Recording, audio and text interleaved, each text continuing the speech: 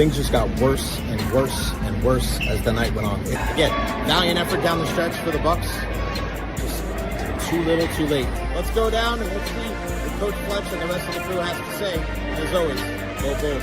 So let's head into the locker room right now and see what the guys have to say about that one. Wow. Where do the Buccaneers go from here? What an incredible atmosphere. What a good win for the Tampa Bay Lightning. They snapped a 7-game winning streak. How we feeling, Bucs Nation? It's time to party, baby.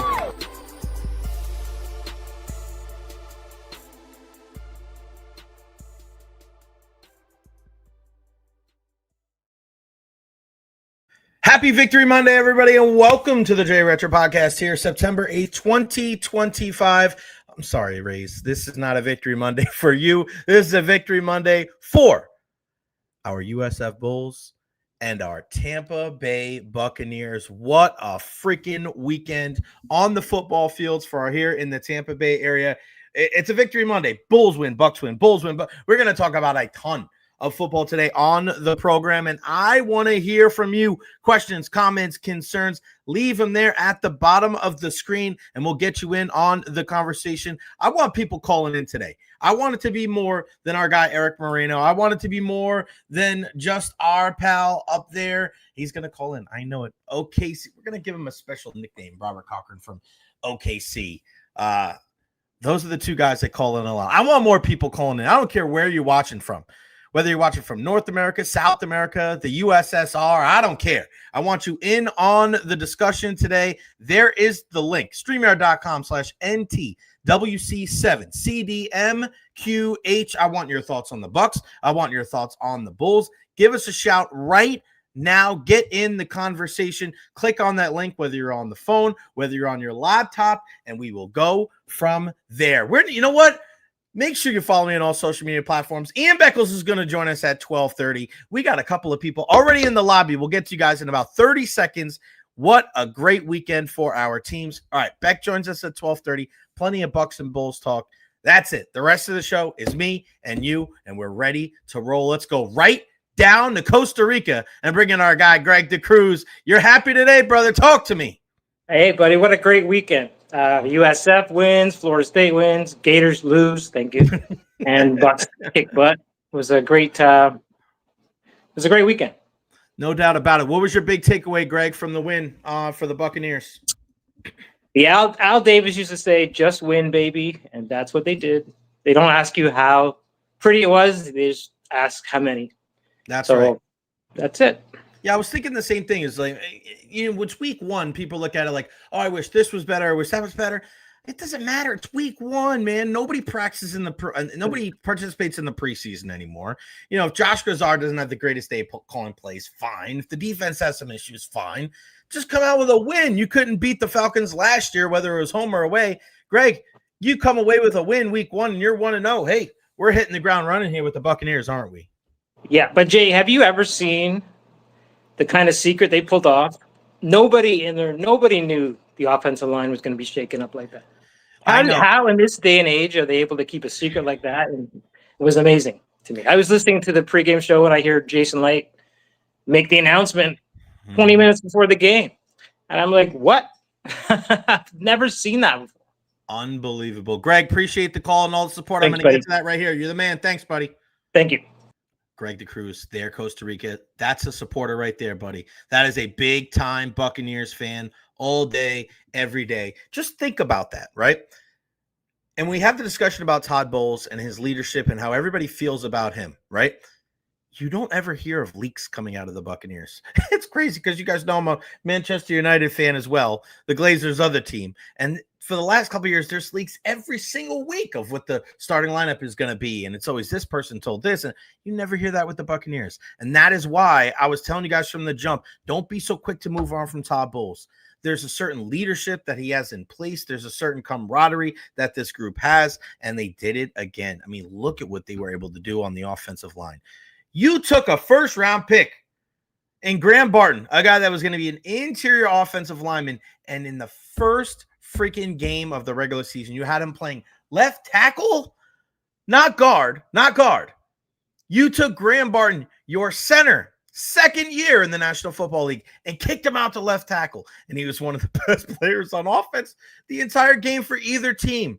It just shows you what an incredible athlete that Graham Barton is and the stones that the Buccaneers have to be able to make that call. You do not make that decision if you do not believe in your players, if you do not believe in your coaching staff, if you did not believe just in everybody.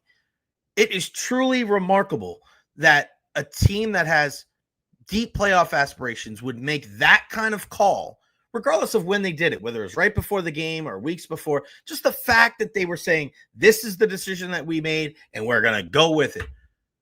If you ridicule us, who gives a crap? Doubters, naysayers, be damned. We're going to go with what we believe is the right offensive line for week 1 against the Atlanta Falcons. You just don't see that type of thing. And I tip my hat to Graham Barton, to Bredesen, to Jordan, to Mount, to Gedeke, to Todd Bowles, to just everybody involved with the defense and involved in that win on the offensive line. It's another reason. It's that intangible, unquantifiable reason why I believe so deeply in this Buccaneers team. I'm not a homer. I'm not from the Tampa Bay area. I'm a realist. If things aren't going well, I'm going to tell you. If you follow me for the last decade, you know it doesn't matter how close or how far I am away from the team. I will say what's on my mind, and I'm going to give you what I think is the God-honest truth. And I've been very bullish on the Buccaneers since day one. And a win like that, how they won, how they stuck together, was it perfect? No, it doesn't have to be a Picasso. This isn't a ranking system. This isn't college. You go out there, you take care of business, you come out with more points than the other team at the end of the day, you're the victors. That is it. Let's bring in Chris, another guy chiming into the program. Sorry, brother. What's going on, good, buddy? Man. What's up, Jay? How you doing, man? I'm great, pal. I'm feeling good on this Victory Monday. What do you got for me, Chris? You and me both, man. So actually this weekend I was up in the swamp because I was there with my girlfriend. No. Yeah. She's a Gator, our family Gator. So had a nice little rivalry going on. Made a little bit of a bet, so she had to wear those like little fuzzy Rocky hats. Yeah. She had to wear that to breakfast the next morning in Gainesville. Ooh, she got some looks, but it was awesome, my man. God! Did you sleep on the couch when you guys got home? Close. It was taken, but no, but no, man. They were all real good spirits about it, but it was just so cool to be up there, man. You know, I was like a lifelong USF fan, just to kind of be in the stadium, pulling off an upset like that. God, it was awesome. And then came home and watched the Bucs beat Atlanta after, the stuff we had to go through last year, man. Great weekend. It's funny you say that, Chris, too, because I'm thinking about this morning. And, I understand, and I'm not talking about like in game when people talk. I always love like Barry Sanders, like act like you scored before. But, it's one thing as an athlete because you've had a lot of success and you're probably going to be pretty successful if you're a professional at any level.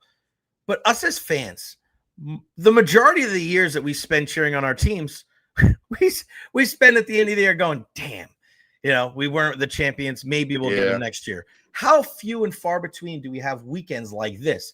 I'm not just saying USF wins and the Bucs win. I'm saying the Buccaneers beat one of their big rivals on the road, a team that they just lost to twice last year, and USF making history as the first team in the state of Florida to be able to go in to all of those other places and win. I mean, for USF, that's one of the, we said last week of Boise State, one of the biggest wins in program history.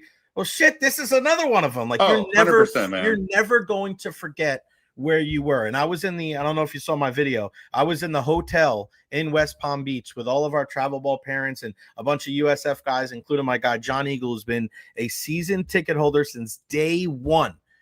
And we were there and celebrating. And listen, you may not be a Bulls fan, but you know what? You're going to remember if you were watching that game where you were because of not just that they won, but how they won. And then, I think he may be one of the most popular athletes in the Tampa Bay area, but Nico Grammaticus, he's that guy.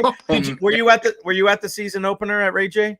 Oh, I was. Yeah. Okay. No, seriously. So, that was awesome too, man. Nico. Next time you go to the game, just listen for it because I'm in the press box, so our sound is a little bit muffled because we have the pane of glass there.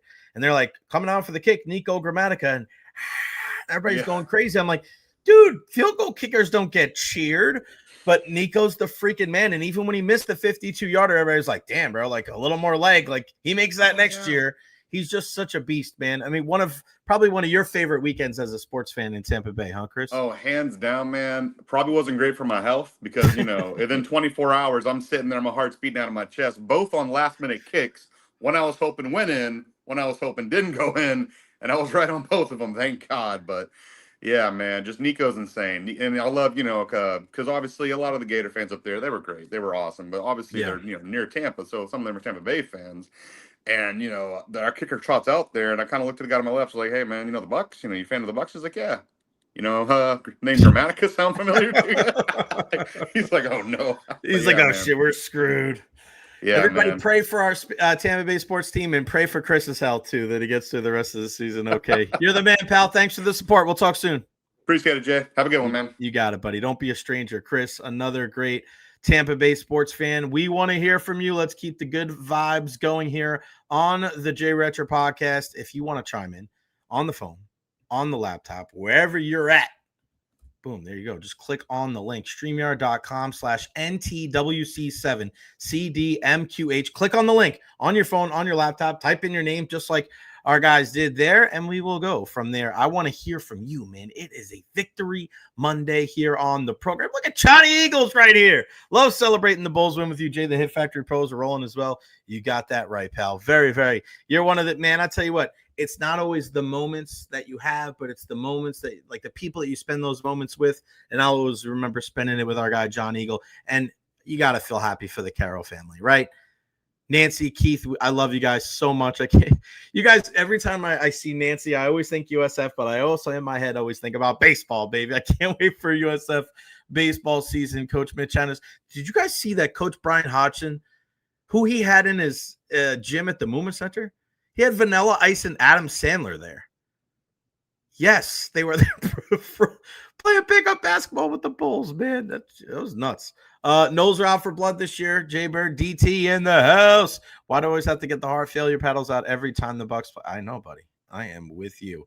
Dolan's not happy. Happy Monday. Great Sunday. However, Saturday sucks. Sorry to hear about that. Janet Best, she's going to need Xanax before next Monday. I always love reading Janet's stuff on social media because she lives and dies with our teams here in Tampa Bay. Lady Evil, go Bucs, go Bulls. Looks like you had a hell of an after party after the Bulls game, Jay. And you guys know me. I'm not a big drinker. And I drank a little bit, but I wasn't drunk when I took that video. I was just exhausted because we were at West Palm Beach. And you guys know, because I did the show from the hotel there on Friday.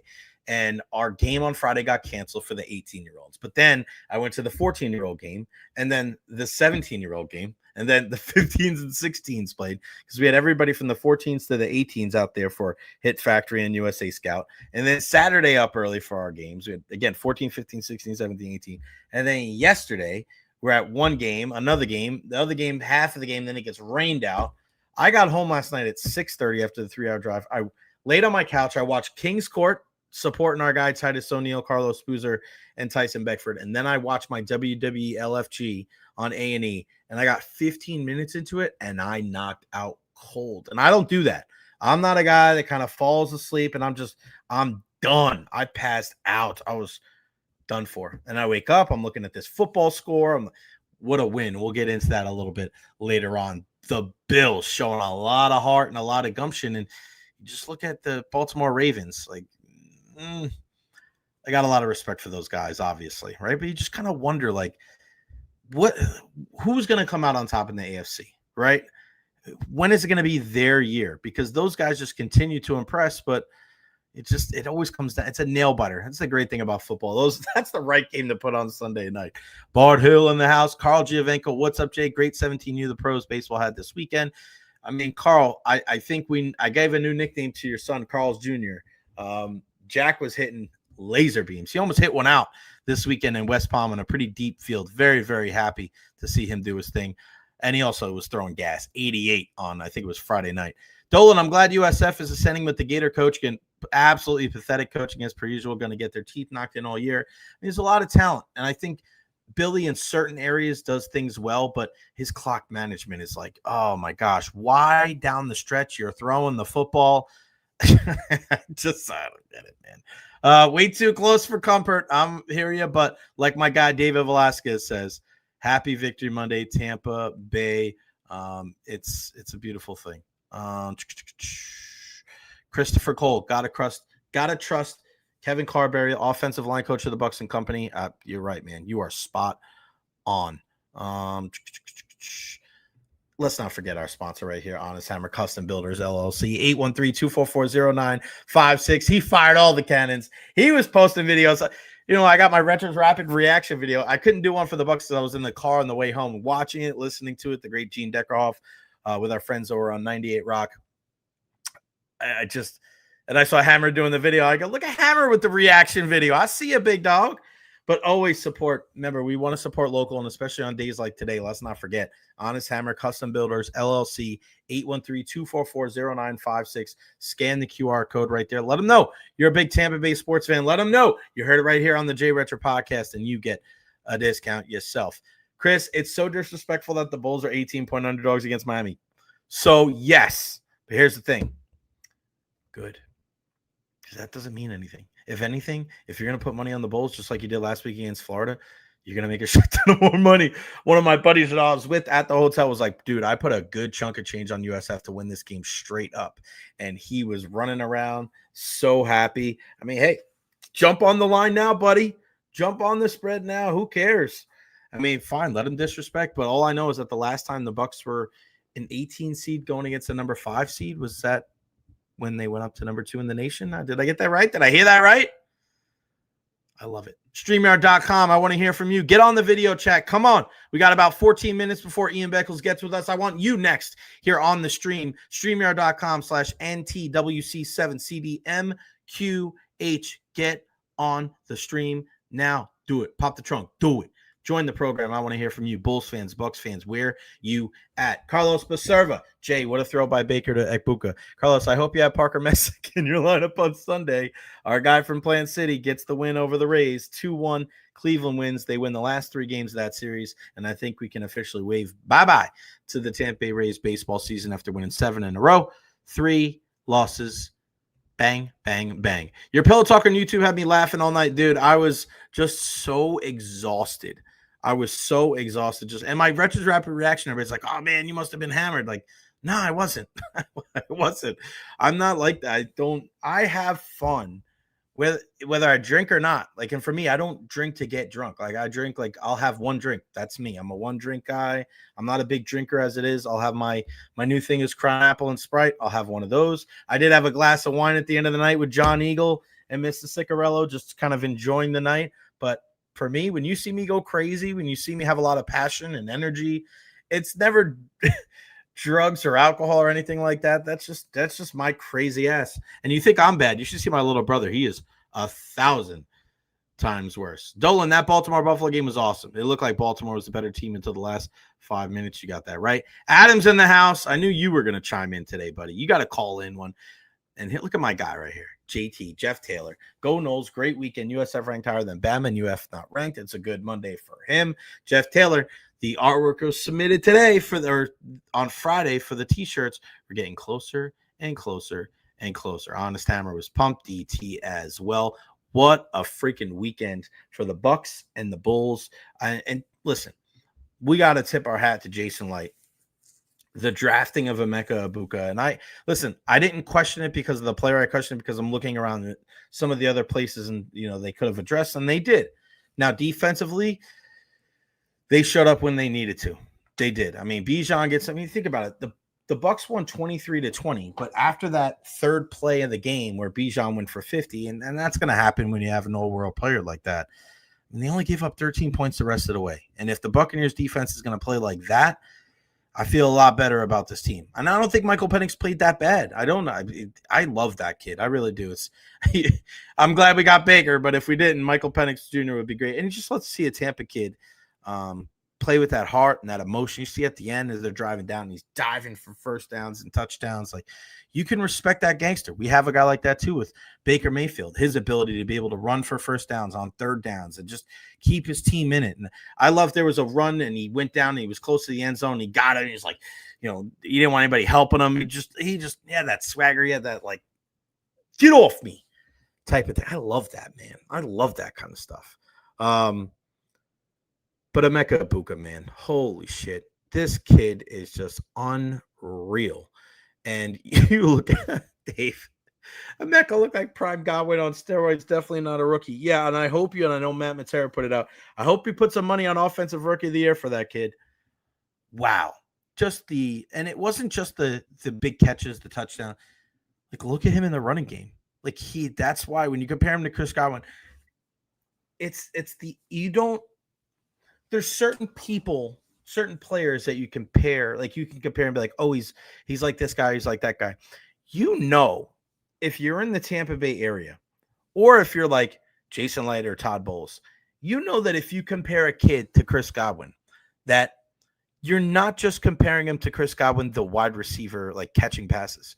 You're comparing him to Chris Godwin because we know since day one, and I'm not saying Mike hasn't been like this, but since day one that Chris Godwin has been the consummate professional. He's a guy that can play in all the spots in the wide receiver room. He is not afraid to stick his nose in there and block. He will go over the middle and make big catches. And he's just a great human being. If you've ever been around Chris Godwin, he's another guy. When he's all said and done, he's going to be a Bucs Ring of Honor guy. He's a guy that as long as he's in this community, he's going to walk around with reverence and well-deserved and well-earned. We're going to say the same thing about Emeka Egbuka. Like, Light and Bulls are not going to say, like, oh, Emeka's like Chris, and not like think that he's not like Chris the man just as much as Chris the football player. Beautiful. What a beautiful performance. I was just so freaking happy with that. How about the play by Antoine Winfield Jr. right at the end there, breaking up that pass near the goal line? I mean, those are the type of plays. And it might just be a pass breakup on the sheet, but those are the type of things that win you ball games, and why I was happier and very like optimistic about this team, because he didn't have an Antoine Winfield Jr. type of season last year. We knew that even if he was just a smidge better, this defense is going to take a huge step forward. And like plays like that, it's just, you have a knack. You have a knack for coming up big and doing things like that. I'm such a big Antoine Winfield Jr. fan. He's just such a freaking good player. And when he makes plays and big plays happen like that, and you're just like, who is it? Yeah, it was Antoine Winfield Jr. No doubt about it. So a great way to end the weekend on Sunday with the win for the Buccaneers. A fantastic way to start the weekend on Saturday up in Gainesville as USF defeats the Florida Gators 18-16. I mean, when you look at that game for USF, they were in the battle the entire time. And Greg, there's a good point too. I want to get to this before I get to USF. 58-yard punt return ignited the team. We actually have a good return for team for a change. Yes. I want to touch on that real quick before we get to USF. I tweeted this out. Why is Cam Johnson on the team? People have been asking. That's why Cam Johnson is on the team. You have Cam, you have Tez, you have Sean Tucker. I liked how the kickoff return looked. And this one too, Dave Velasquez, Jacob Parrish looked like Rondé Barber out there. Kid can hit. He had a huge breakup. I think it was in the third quarter. It might have been in the fourth. And it might have been on third down too. Again, I was in the dugout watching the game, so it was tough for me, all the logistics specifics. But watching him, like, he sticks his nose right in there. This is no like on the outside. And somebody was asking me over the weekend about Shiloh. And, we wish Shiloh the best, for, whatever his future holds. But one of the things with Shiloh is that he didn't practice all that great. And, he was either flying past people or he was hesitant to make a play because he didn't want to take himself out of the position. So you can kind of see the wheels turning. But for Jacob Parrish, it's not like that. For Jacob Parrish, he's all up in that. And he is the reason why, just that kind of thing right there is the reason why Todd Bowles trusts him already. And he's going to have to continue to earn that trust. But I love what I saw from that kid. Another home run for Jason Light. But I loved USF in the fight the entire time. And one topic of conversation that we had going into the season for USF when it came to Alex Golesh and this team was, you got to see 4 quarters. You got to see 4 quarters from this team. It's unacceptable to have the same shit over and over again where it's like you played a good quarter and you played a good half and you played a good 3 quarters and then you let down. And like that game in Alabama, right? In Tuscaloosa against the Crimson Tide. Yeah, if Byram hits those 2 deep balls, do we have a different conversation today? Maybe. But all I know is that by the time I went from the press box there in Tuscaloosa down to the field, they scored like 2 or 3 more touchdowns, and the score was not nearly indicative of how close the game was. So that was the next step in the maturation process. And even before that, Alex Golesh and we spoke about this before the game against Boise State. He's like, Jay, I don't believe in moral victories. I don't believe in silver linings. And I'll disagree with that until, I'm blue in the face, because I think there's certain teams where you have to take that because you ain't winning on the field. But I knew that if that was the case for Alex Golesh and the Bulls, he has much higher aspirations than just winning a game or winning a bowl game or winning the tournament, the conference, championship. This dude's trying to bring a national championship to Tampa. And maybe we'll get into it tomorrow during one of the days this week. Dan Orlovsky's comment about the future of Alex Golesh. And I was going back and forth with my good pal Nick Wise about this from WDAE, about the future of Alex Golesh. Now, I'll answer that question when people ask it to me. But I am not one of those people that when good things happen, I'm wondering what's behind door number 2. I just think that's a shitty way to live your life. As I mentioned before, there's so many more days where your team loses than wins, especially in the big games. Your team doesn't win the championship every year, not even close. You may go the majority of your lifetime without seeing that shit, right? So why within just a few hours of USF winning over Florida in Gainesville for the first time in history, knowing that you're going to be a top-ranked team now, why in the hell are you already bringing up the fact that Alex Golesh would look good somewhere else? Or where will he be next year? You're fair in asking that question if you want. I mean, I don't know if you're fair. You're foul. You're kind of foul. Why? Have some semblance of tact. Why do that? Talk about that crap later on in the season. Why talk about that right now? Why take away some of the shine? It's just a crappy way to live. I can't stand people like that. Why? For clicks? Because you want to say something viral? That's where we're at right now. I brought this up before. I just tweeted out with Brian Baldinger. And Brian Baldinger goes on social media and he posts videos and he tries to educate people. He's just a good dude. He's not sitting here trying to make a viral clip, and he's not trying to say something outrageous so the people start talking about him. So great, Dan.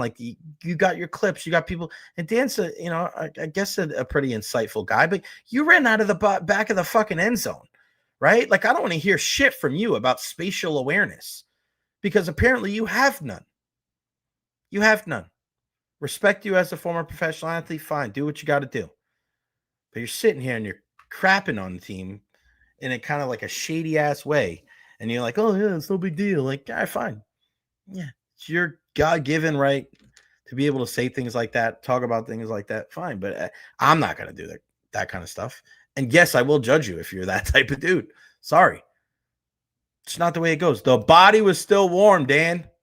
Jesus. Just relax, would you? And Byron Brown still hasn't played. We saw a great Byron Brown in week 1 against Boise, but then week 2, sometimes it's not about the big numbers. Sometimes it's about making sure that you're doing the right things.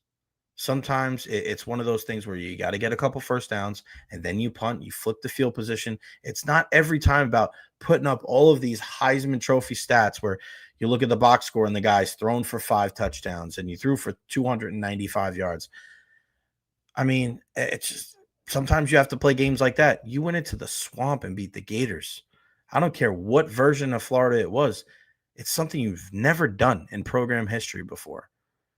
And now USF is sitting at number 18 in the AP Top 25. 18. And it doesn't get any easier because this weekend coming up, what happens? You got to go down to Miami to take on the Hurricanes. You win that game. If USF beats number 5 Miami in Miami, I mean, you're looking at a top 5 team in the country. You have to. 3 ranked teams. People were thinking that they would be lucky if they got 1. They already have 2. And lucky for USF fans out there, a guy like Alex Golesh, He's not looking at it as, oh, you're playing with house money. He's looking at it as, we're one of the best teams in the country. Why shouldn't we believe that we're going to go in there and win? I'll tell you what, you may be a betting man. You may not be a betting man, but you know what I won't be doing? I won't be betting against the Bulls against Miami, especially when they're an 18-point underdog. He's not an underdog. He's this dude right here, Ian Beckles. What's going on, Bridget? You got to hit the unmute there, buddy. All right. There he is. Good afternoon, sir. How are you? I'm always good to talk to you, my friend. I put this dude right here because I saved that whole 3-minute clip of your conversation with Pat and Aaron last Thursday, sent it to the entire Recher family and grandma too. And my dad was dying laughing. He was like, he was spot on with everything. Like and the best thing about it was when you guys first started, in the background, you go, that boy right there. That boy right there. That boy right there watches a hell of a lot of sports. A lot of sports, bro. Hey, somebody's got to be that guy. It's definitely you. And then I was looking up. I was like, do they have Pakistani soccer? Because that's what you said. I was like, if they did, we need to bet on it next time we're at the Dignitary Cafe. My friend. You got that right, my friend. All right, there's a lot to get into today. But I want to start off with this. When the Buccaneers, like, you and I talk a lot of offensive line play, and I'm so grateful for that because it's not what a lot of other people talk about, and you have the experience playing as long as you did in the National Football League. But when you heard that the Buccaneers were going to kick Graham Barton, their second-year center, to left tackle, bringing in this other guy, Michael Jordan. No, not that Michael Jordan. No, not that Michael Jordan. The third Michael Jordan at left tackle. And then Bredesen from guard to center. What did you think of that decision? And then what did you start looking for when you were watching that game with those 5 guys out there? Well, I bet it was the 4th, 5th play before everybody around us noticed, And I was like, wait a minute, what's going on? Like, I don't see Heck, because Heck's a big, tall dude. Yeah. And then we started to see Bredesen moved over. I'm like, then right in my mind, right away, I was like, man, Heck must have been real bad because they shuffled the whole thing up for him not to play left tackle. If Heck just played left tackle, it would have been one guy in a position. Right. They moved 3 guys for Tristan Wirfs to not be in there. So when it was all said and done, it didn't turn out that bad, but that's not a Super Bowl winning offensive line that I watched yesterday. They got away with it yesterday, but they got to play better than that to continue winning the NFL, that's for sure. What did you think of Graham Barton out there left tackle? I thought he played pretty damn well, all things considering, man. Yeah, he fought. Once again, we don't want to keep doing that. There was a few plays I'm like, yeesh, like he just looked like he looked like a center trying to play tackle. And I was sitting here watching the game with KJ Armstrong and Tony Mayberry, and I look at Tony and go, can you imagine being thrown out there and tackle? And he looked at me and goes, can you? And both of us looked at each other like, I don't know if I can do it. So I'm not dogging Barton to be out there. It's just not something you want to be doing every single week. That's all. We might be able to get away with it for 2-3 weeks, but we need us some Tristan Wirfs back real quick. What does that say about the player on the field, off the field, about a guy like Graham Barton, that he can do that, right? It's not like he's a 5, 6, 7-year veteran. It's like, hey, I know exactly what it's like to play in Atlanta. I've done it 5 times. Like, that's his second time playing there. And for his second year in the NFL, him getting the start in week 1 at left tackle, regardless of how he did, what does that say about him as a player and as a person? It's easy for me because I'm coaching at Chamberlain football, and the first day I said to my offensive lineman, we have to be selfless. Okay, that's our word. And I cursed one player out because he didn't want to do something. I go, it's not about you. It's about the team. And then I had another player. We had a problems with our center, and our defensive end goes, I could do it, coach. And then he did it for the first game. And I looked afterwards, and I go, it wasn't pretty, but I said, that's selfless, okay? You're taking one for the team. Graham Barton's a great center, and he went out there and took his chances at tackle to look bad because nobody really gives a crap that you're backing up playing there. This is going to go, you played like crap. So, to me, I think it says a lot about Todd Bowles and his players and the type of players that he has and the type of character. Because I love to see stuff like that because I was a Barton fan before, Now I definitely added on to the lore of what we're going to talk about later on, because if you jump in at different positions, man, you jump some echelons. Like you're in Tristan Wirfs category then. Yeah, it's funny too, because it's not like he's like a swing tackle No. or he's not like a guard that like he was a first round pick. He was a first round pick. And I think about like other sports too, where like Rafael Devers is telling the Red Sox, no, I don't want to go play first base. I'm a third baseman. It's like, Yep. dude, you get paid hundreds of millions of dollars. Do whatever the hell you want. You're still hitting. You're still playing. Graham Barton's out here on an island. Bro, that could have been bad. Like, you know what I mean? Like, you get those guys on an island. Again, we talk about this with Luke Gedeke. Like, guys don't go from the inside out. Guys go from the outside in when you go from college to the pros. I think it took a lot of balls to be able to do that from Graham Barton. And I think it took a lot of balls as well from the Bucs. Like, if that blows up in their face, Beck, I mean, people are crapping all. I mean, it's one of the biggest stories in the NFL. It's not because it worked out and they won. And they only, the Baker relatively clean, but it could have turned out really bad, right? It could have. It's not like they're taking the chance, Jay. I don't think they had a choice. Because once again, we didn't see Heck in practice. And Heck had to look so bad. Somebody said, hey, Barton, didn't you play tackle in college? So they said, well, go out there and see. And I heard from, the announcers that Barton looked so good out there that they left him out there. But to me, it's more about Heck, okay? Because if Heck can play and you just put one guy out there and you worry about one guy and you send help to one side, it's different than switching three positions. Switching three positions is a big chance to take. And I've heard some of the pundits today talk about it was an okay win. Bullshit. With three backup linemen on the road, anywhere, division, that's a huge win for the Bucs yesterday. No doubt about it, especially because they lost both games to the Falcons last year. I mean, I'm throwing all the records out when it comes to divisional games. We've seen teams that sucked in the division. The only team that they could beat are the great teams in their own division. It's just the way it goes, this familiarity. You're drafting the same players. You're scouting the same players. You see a lot of overlap between players and divisions, right? You see guys that play for the Falcons come here and vice versa, and guys that play for the Saints, look at a guy like Jameis Winston, right? Like, what was your initial reaction after the game? Other than it was a huge win, was there any players or plays specifically that stood out to you about that dub? There's always positive and negative in every single game. Right. Egbuka, can you ask for any more than your first game to score 2 touchdowns? I mean, he looked the part. He looked the part, and we're talking about him being the third receiver. How many times does a third receiver catch 2 touchdowns? So you got to feel good about that. You got to feel good about, Baker didn't have a glorious game, but I just like the way he makes things happen, okay? And things did end up happening yesterday.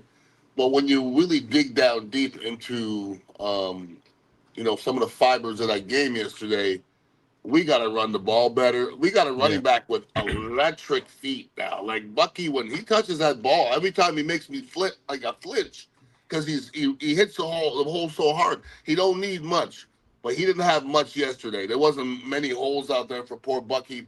And as far as our defensive line goes, I didn't really look at statistically, but we didn't statistically have a consistent rush yesterday, okay? Right. We got to have players, okay? Forget about, we're getting our quarterback on the ground. We need some players emerge as great rushers, because what happened yesterday was, we got a couple, plays that got the quarterback, but we also caught ourselves in some situations where we have Sebastian Dennis one-on-one against Bijan on the outskirts, and nobody on the planet's making that tackle. No, okay? That's not on him. No, it's absolutely not on him, but that's because of the defensive scheme, and that's putting a lot on a linebacker now. When you're blitzing that many times, you're putting a corner or safety or a linebacker on somebody who may be a bad matchup. So you have to figure out ways to rush with 4 and 5 people eventually, or else you're going to catch yourself in trouble. Yeah, no doubt about it. And I think about it too. Like, I did love that they stopped the run, right? Because that's big. Because Penix got 21 of those yards, but none of those are design runs. Those are all scrambles and extending the play. And Beck, when you look at it, Algier, 10 carries for 24 yards. Bijan, 12 carries for 24 yards. I mean, 48 yards rushing for their running backs yesterday. So even though we would love for them to run the ball a little bit more, you and I have talked about this many times over the years. The basis of this Buccaneers team is stop the run, turn the other team one-dimensional, and then, all right, now you got to get after the passer. Now you got to tackle in space. But, I mean, stopping the run, especially a guy like Bijan, I know you gave up the 50-yarder on the third play of the game on a dump-off pass, but that's a good start, though, for that interior of that defensive line, isn't it? Well, I mean, if you talk about the whole team in general, the premise of this team is stop the run, okay, period. I'm just talking, even offensively, we it seems like we have to stop the run first because we don't have to run the football. We've won without running the football, Right. But the Bucs don't stop the run. And I'm not talking about just this year, last year, 2 years ago, forever with the Bucs. The Bucs don't stop the run. They're in big trouble. And that's something that they do well, okay? And then, you talk about Vita Vea as a football player. I'm up and down on Vita Vea because I'm a Vita Vea fan, okay? Mm-hmm. I think if you put him out there, every team wants him, okay? I still want more from him. I really do. I think there's still more there. That being said, boy, it's nice to have a Vita Vea because there's 4 plays a game where you go, damn, like good luck. Like, I don't even think that the average person understands how hard some of these blocks on Vita Vea is. You have a 360-pound guy that's a half man removed, bursting up the field. How are you going to stop him from getting there? So Vita makes a bunch of plays just because. So it was kind of a scare to hear about his foot. You don't want to hear about a foot in the first week of the season, but Vita played big yesterday. It's funny when you watch Vita Vea, there's sometimes that you watch and the offensive lineman is exerting a lot of energy to block him. And he's just like, yep. It's so strange. Like, not saying he doesn't try hard, but there's certain plays where the guy's just trying so much and he just literally like moves the guy to the side. Or it's wild, man. What do you think of Kalijah Kancey? I'm one of the few guys with Kalijah Kancey. Like, the jury's still out for me. Because there was a play yesterday where Michael Penix Jr. reaches for the end zone, he gets the touchdown, and obviously he didn't make the play last year with Jaden Daniels. And, I say that about Yaya Diaby. Like, are they good athletes? Yes. Are they draft picks that we really like? Yes. But I don't like when I say almost. He almost did this. He was so close. Like, that shit isn't good, man. You know what you don't say about Patrick Mahomes? You didn't say about Tom Brady. Like, yeah, they lost, but you didn't say almost about them. They didn't almost do these things. I have a little concern about those two guys because people say, oh, he's going to have a monster year. He looked great in camp. I don't really care what he looked like in camp, Beck. Yaya's got to forget the pressures. And I know the pressures are, they are good. You want to get the guy to release the ball, but you got to get sacks. You got to get the guys to the ground. Kalijah Kancey's got to make those plays in the open field. You can't let Jaden Daniels or Michael Penix get away. Am I crazy here? Am I on to something? Help me out. No, Yaya Diaby doesn't have numbers because he doesn't get off blocks fast enough. Okay, when you look at T.J. Watts and every great Crosby and all these great rushers, they don't stay blocked very long. Yaya Diaby stays blocked for a long time. He plays hard, okay? And Jay, I like your eye comparing him to Kalijah Kancey because I think their games are very similar because I don't complain about their effort, right? Ever. Like, there was 3 times yesterday I go, JTS would not have made that play. And whoever was out there made the play. And I go, JTS would not have made that play. He'd have stood there and looked like a, deer in a headlight and instead of closing down and making that play. Kalijah Kancey, and I was on Pat and Aaron probably about a couple weeks ago, and Pat said, well, Kalijah's a great defensive tackle. I go, no, he's not. And he goes, I think he is. And I go, you can, but he's not. He's not a great defensive tackle compared to the great defensive tackles. Okay, not who you comparing him to.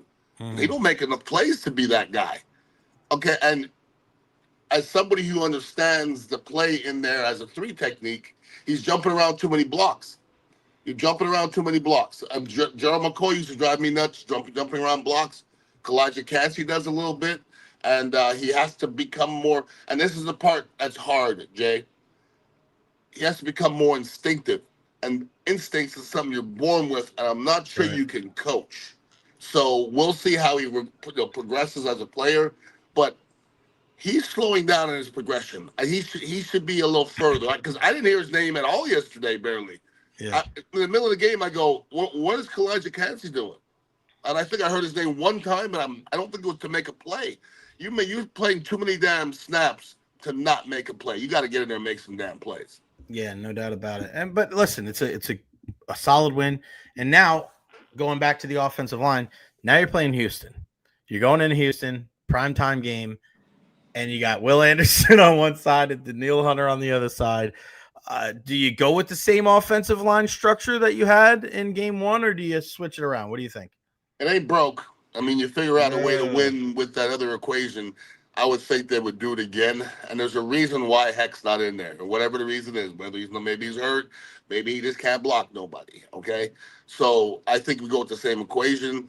But I think the equation has to be to run the ball better, to run the ball more efficiently, get the ball out of Baker's hands maybe a little quicker. I didn't think we stretched the field all that great yesterday. You know what I mean? It looked like we lacked speed. We got to get some more out of our tight ends.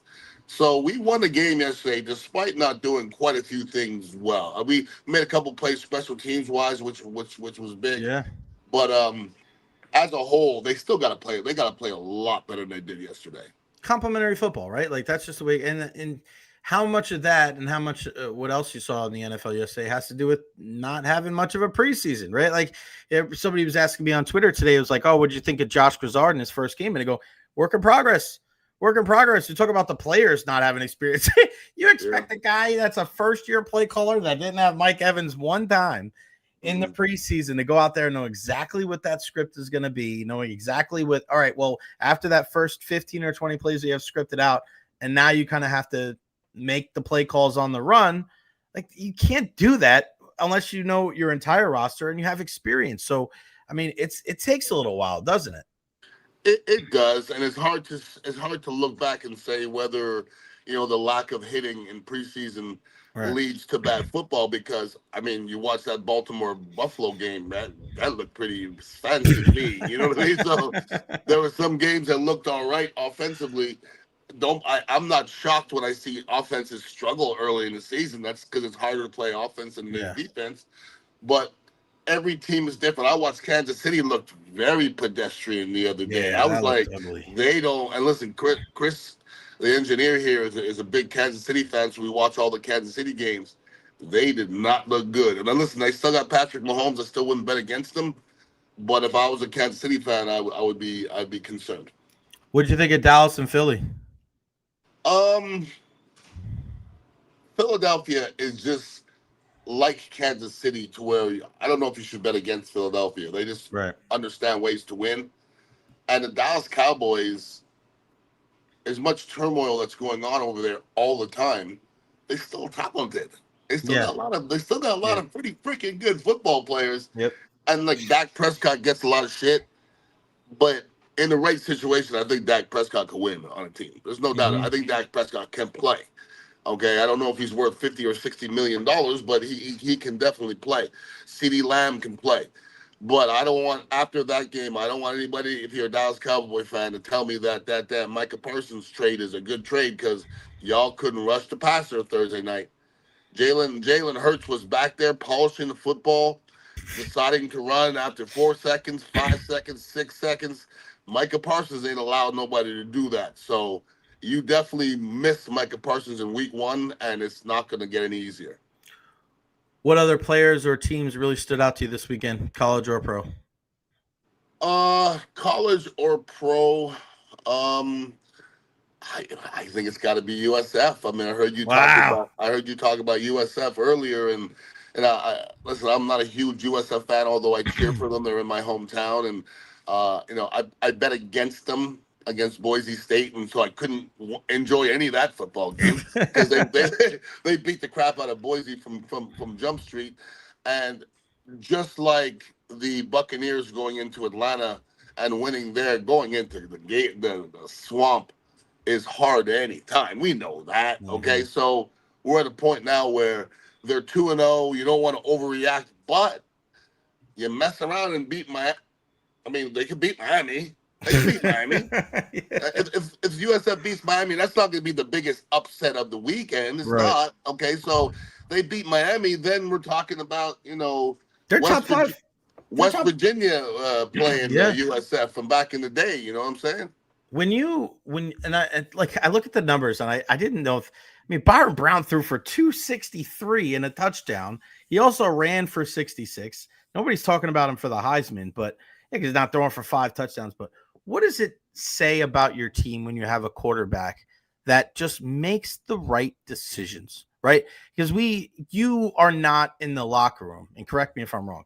You're not in the locker room saying my quarterback played well because of statistic A, statistic B, statistic C.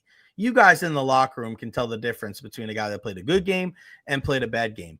And I'm watching this Byron Brown thing, and I'm watching him take the ball down the field, and I go, he's playing such a smart football game.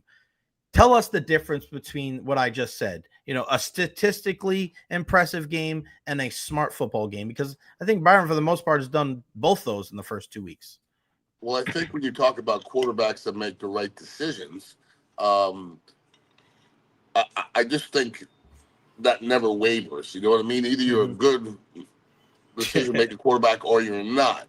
And, you've heard stories of Joe Montana in the huddle in the Super Bowl going, hey, there's John Candy, and looking at people in the stands. And you also heard stories of Donovan McNabb throwing up in the huddle in the Super Bowl. Okay, so to me, it's all about being comfortable. Like, I've looked in people's eyes in the huddle and going, oh boy, like this, and they probably looked in my eyes and go, oh boy, I'm hoping this guy protects me, and he got a funny look in their eyes, because you can't fake that look. You know what I mean? Like, you can't fake the look of I'm confused.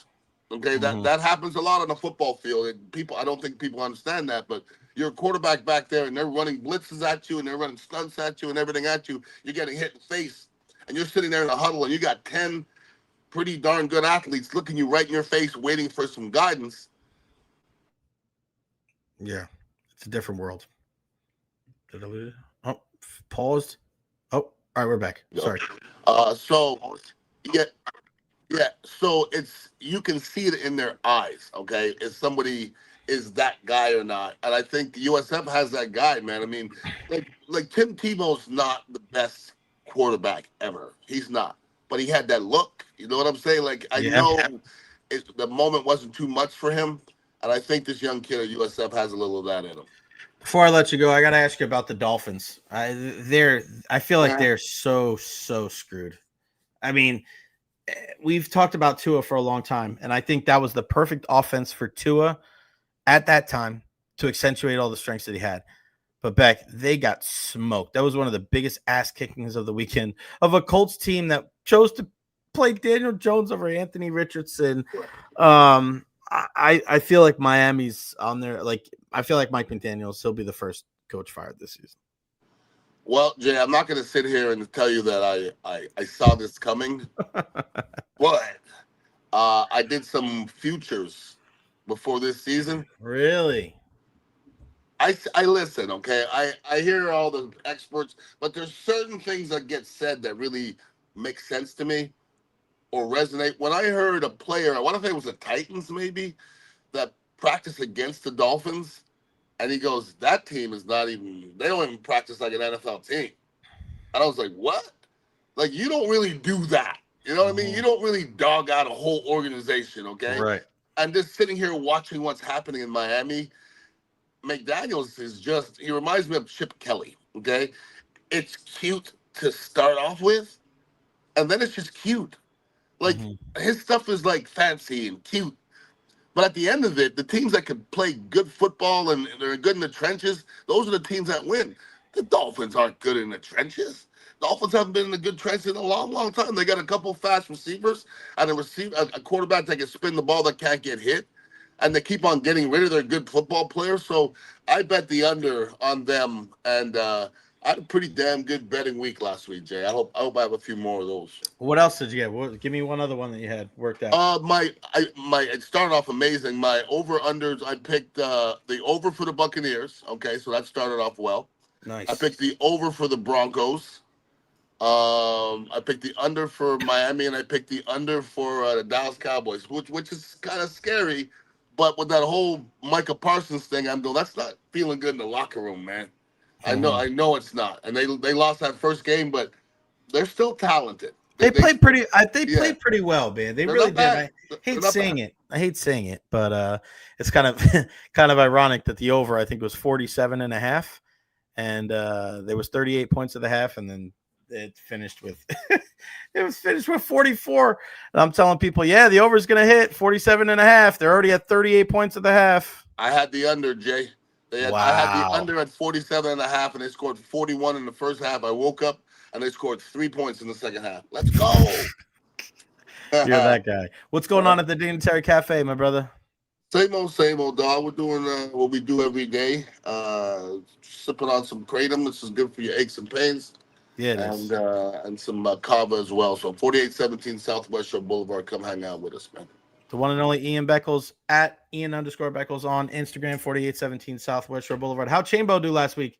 Chambo had a bye week last week. Oh, Chambo's 2-0, heading to Sickles this week. All right. Sickles this week. Beck, Yeah, always man. appreciate your time. We'll see you on Wednesday, brother. Be good, brother. One love.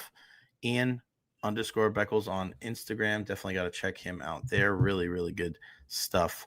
All right. Let's bring him in. He's been waiting. We were waiting for him to call. It's our guy, Robert Cochran, in here from OKC. I can't hear you, Jay. Can you hear me now? Let me hop out and hop in. All right, pal. Robert Cochran from Oklahoma City out. And he's going to go out and back in. Let's see if we can get him on the program. But we always want to hear from you guys, too. So if you guys want to chime in, feel free to do so right here.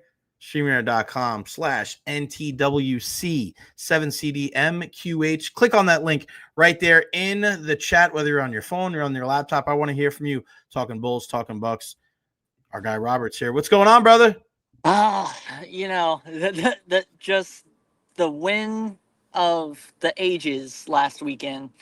All my football teams this weekend wanted to make me sweat. The Bucs made me sweat. The Bulls made me sweat, and then UCO made me sweat. Did they win? Yeah, they Nice. won off of a missed field goal that would have tied the game at the Wow. very end. It was crazy. But you can see where the head's at now. We're looking ahead. Buccaneers. The Bulls and Miami going at it this weekend. Where's your early week prediction, Bobby OKC? Let's say 35-28 Bulls. Whoa. 35-28. What's the rest of your week looking like, buddy? Just getting through school. I couldn't hop on earlier because I was in the middle of a class, but I'm on lunch now, so about to go get some lunch and then get ready for this fun weekend again of football. You got that right, pal. Always appreciate the love and support, my Yes, man. sir. Keep the good vibes Go rolling. Bulls. Go Bulls. Thanks. Bobby OKC. And then Burt Wright. I just plugged him right in. Adam Cartwright. There we go, my guy. Dude, What is up? There can't be many happier people right now today than you, buddy. Tell me about it. Oh man, if you have been, diehard with the Bulls I graduated in 2013. I was a Bulls fan kind of before that. So it's been a while. So much heartbreak, kind of just in a small way got vindicated. When Nico hit that last field goal, but holy cow, it felt great, man. But, where did you watch the game?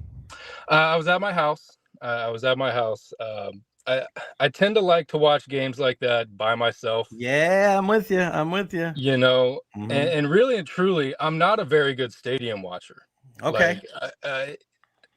I kind of like the vantage points that the cameras get, and I hate being kind of stuck in a single spot. And so I watched it at my house, more or less by myself, but just so I could kind of watch and do what I needed to and celebrate how I needed to celebrate. But it was fun, man. There was a lot of things in that game for a Bulls fan we hadn't seen in a long time, and that was really like what? Really Tell me. What are some of those things? In my comment, I said we played incredible in the trenches. I think you were talking about Byron Brown with the stats. I think if you looked at the stats, you might not see that because I realized Jaden Ball got his numbers, but Yeah. I mean, he's a dude. He's good, man. Real good. But I think in years past, you would see us essentially get dominated up front. You think of that Wisconsin game from years past. You Oh think about God, other games opening night against against Jonathan Taylor. Oh my Yeah, God. right. We were just dominated at the line of scrimmage. And I think Saturday was the first time I think we got into one of these big time games and really held our own up front. And if you notice, as the field got tighter for our defense, their opportunities got less. I feel like we really kind of stopped the run as they got across the 50. We forced Lagway to make some throws that he didn't make. And just side note, I don't know that he is who the preseason talk maybe makes him out to be. I feel like he missed some throws that really should have been hit for them that really changed it. But again, that's credit to the defense by putting him in the position to have to try to do that in making the play. Offensively, I think we did enough. You talked about the inconsistencies too. It's there for me.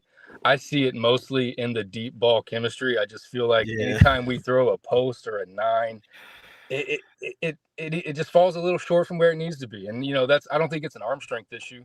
I think it's a timing issue, and sometimes that's how the pocket develops for quarterbacks. But just getting that deep ball chemistry down. I think if you remember in the Quentin Flowers years, that's kind of how our bread and butter was to run the ball well, and then Quentin would hit, Rodney Adams or NVS over the top. And so I think if we get that, we become very tough to defend. Running the ball. Isn't it wild how that happens too? Because I've seen that so many years, and it's not about who's got the better arm.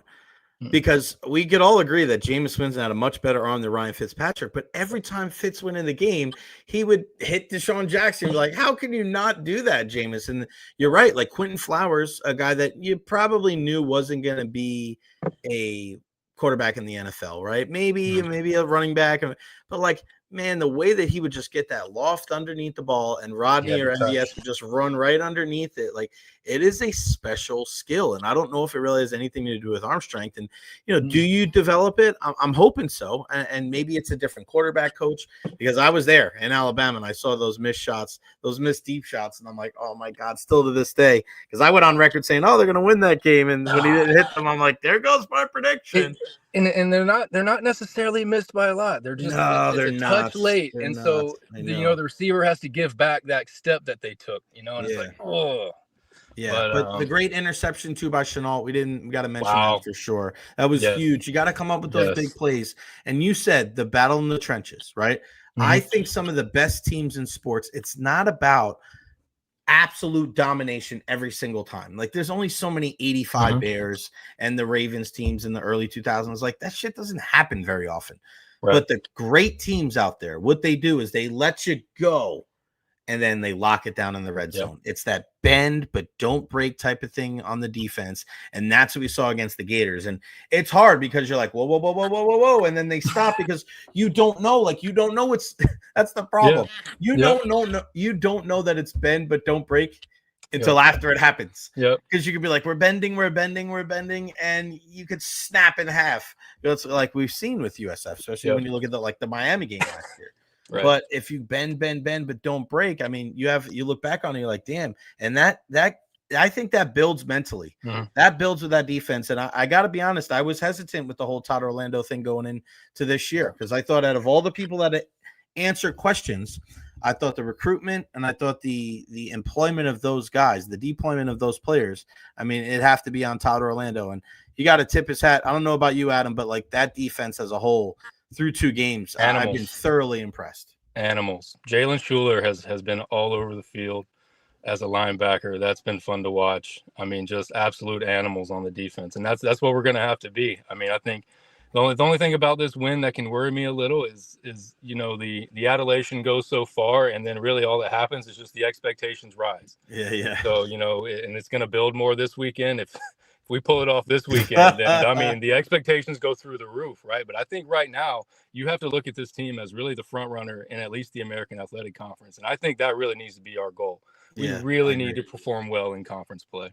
And I think we need to find something, I'm really concerned about our offense almost kind of centering through Byram running. Because you don't want your quarterback to be your primary running back at all. And if you do, you kind of want it to be a Lamar Jackson type so that he's avoiding contact, man. Byram sometimes goes out and seeks it. And there's only so many hits in football to me. And so you're right. I really want to find something. I'm glad you brought that up because I think they did. So here's the thing. Yeah. What have we seen since the Quentin Flowers days? Even though they had Marlon Mack, right? Yeah. There was Dearness Johnson, there was other guys, and even just in the last couple of years, you see, Teron Keith and just so many different guys, right? They 2-3-headed monsters understand that it's not going to be just Naquan Wright. I think what they need to do possibly is they need to have Alvin Isaac be a little bit more of and I know he had the 9 touches with the 5 carries and the 4 grabs, but like he needs to get more than 5 carries then, because that dude is a problem. And you saw, Ball was great. Don't get me wrong, but Alvin Isaac, one of those runs there at the end of that game, like his escapability, it flipped the field right down the right sideline there. I think having him being more involved offensively, I think is going to be huge. And give some credit to Norton too, because his stat line might not show it, but he had some nice 3, 4, 5 yard runs that either put us back on script or it put us in a manageable 3rd down. And those sometimes don't show up huge in the stat line. Sometimes it only looks like 25, 30 yards. Those are some important runs, and a game like that really turned it. Yeah, and now I'm looking at USF as not having a situation where it's like, all right, we have 3 running backs, we could use them and all. I want to kind of see a little bit more of like what we saw with the Detroit Lions last year, where David Montgomery was kind of like your battering ram, and Jahmyr Gibbs was kind of your scat back, do a little bit of everything kind of guy. And if they can do that, maybe with Norton and Isaac, maybe that takes it does. Naturally, if that works, it takes some of the heat off of Byron Brown. Adam, you're the best, buddy. Appreciate all the love and support. We'll talk soon. Appreciate it, man. We'll talk to you. Go Bulls. My man AC in the house. Good stuff, man. We got to love our peeps over supporting our USF Bulls. We always got to support my friend Honest Hammer Custom Builders LLC, all your residential and commercial needs. Scan him right there. That's a USF grad, folks. This is a guy that loves his Bulls. He was so excited before the season, and you can't blame him. And especially now, like you want to reward a Bulls fan today, go give my guy a call, 813-244-0956. Honest Hammer Custom Builders, my guy right there will take care of all of your needs. Tell them that you heard it right here on the J Recher podcast. Get you a discount. Honest Hammer General Contractor Company, CGC 153116, thehonesthammer.com. Give them an email, thehonesthammer@gmail.com. Interior, kitchen, bathroom renovations. Look at some of the pictures from one of their new builds right there on the water in St. Pete. You want a house that's custom built just for you. Russ he goes above and beyond, and he's a good person. He's a great dude. And I've been having this conversation a lot over the last couple of weeks. When you're around the baseball world, when you get back into it, like I've been, you spend a lot of time with people. Like the days are long because you play at 8, you go get lunch, you play at 3:30, you go and eat dinner, and you're just like with groups of people and different people, different parents. You meet all these different people, and a lot of these people I'm either meeting for the first time getting back into coaching, or I'm talking to after not being around the game for a lot of years. And, you just talk about a lot of different things. It's not necessarily the X's and O's, what happens with baseball games and things like that, but it's more about just surrounding yourself with good people. And that's kind of the common thread when you look around and how are people successful? And I always go back to the thing that my dad would tell me. And he said, treat people the way you want to be treated. Don't do anything to anybody else you wouldn't want done to yourself. And man, the more and more successful people I talk to, they have those same kind of traits and characteristics. And meeting a guy like Russ, a guy, the Hammer for Honest Hammer Custom Builders, this is the kind of guy that you want to work with. This is the guy you want to partner with. This is the kind of person that you can trust. It makes you feel good about, the decisions you make to partner up with certain people. And if you're going to have these renovations, like you renovate your house, you renovate your bathroom, like you're doing something that you want to last for 10, 20, 30 years. He gets that. He understands that. He wants you to go away happy, and he wants to be able to just go there one time and do it right. And that's why I swear by him. 813-244-0956. My friends over at the Honest Hammer Custom Builders. Give them a shout. Tell them that you heard it right here on the J Recher podcast and get you a discount, baby. All right. More people. You want to chime in on the conversation like our guy Adam Cartwright? You can do that right now. StreamYard.com/NTWCDCDMQH. Click on that link right there. Click on it right there in the chat. Phone, laptop, get in on the conversation. Greg DeCruz down there in Costa Rica. Love hearing Beckles break down a line play. He reveals things we never even see. I'd love to be a fly on the wall listening to him and Mayberry watch a game. Well, if you're up here during one of the road games, that's where I'm at. When I'm not coaching, that's where I'm at, the Dignitary Cafe, just being around those guys, because it's just, you never know who's going to be there. You really don't. There's random ex-Buccaneers from the past come on by. I mean, at times I've been there with I was there with Warren. I don't know if Sapp was there the one time I was there. We were at other places, but not at the Dignitary Cafe. But Tony Mayberry could be there. Mark Royals could be there. Tajay Armstrong could be there. A lot of the Buccaneers from the 90s. You'll see other, former coaches. Martin Mayhew, a GM in the National Football League, were hanging out with us last year. Really, really good stuff. DT, Jay, what the hell's going on with spitting in people's faces now? No class whatsoever. I mean, I don't get it. I don't get it. It's just, football's such a physical game, and it's such a great game, but it still blows my mind with the stupidity and just examples of immaturity sometimes from these guys on the football field. They just continuously, they go over the line, and I don't know. I don't know, man. I don't know what that's all about, and that's not winning football. That is not the way to do it. And listen, I mean, both those teams lost, right? Well, I get the Eagles won. Damn it, Jalen Carter. But the Gators lose. You bet on that one because his name was Bet. And he's walking off the field. He's taking off the tape. And I'm like, oh, my God. How come there's never been a Rays radio watch party at first? Then he asks me this all the time. Why? I don't know how I would know that. I don't work for WDAE anymore. Those are and they don't deal with that. That's strictly Tampa Bay Rays stuff. So you got to ask Chris Adams-Wall. You got to ask the crew over there. I have no idea. I don't know what that relationship is like. I do know that the Rays lost this weekend. 3 out of 4 to Cleveland after winning the first game of that series. Great to see Parker Mystic get celebrated. Drove me nuts that I heard some people call him Peyton a couple of times in and around the Rays people. Just respect the kid's name, right? I think I calling him Peyton instead of Parker was kind of shitty in my opinion. Yeah. But we're excited. It's a Victory Monday here, and I want to hear from you. Questions, comments, concerns, leave them there at the bottom of the screen. What were your biggest takeaways from the Buccaneers win over the Falcons or the Bulls victory over the Gators? I know Todd Bowles spoke a little while ago.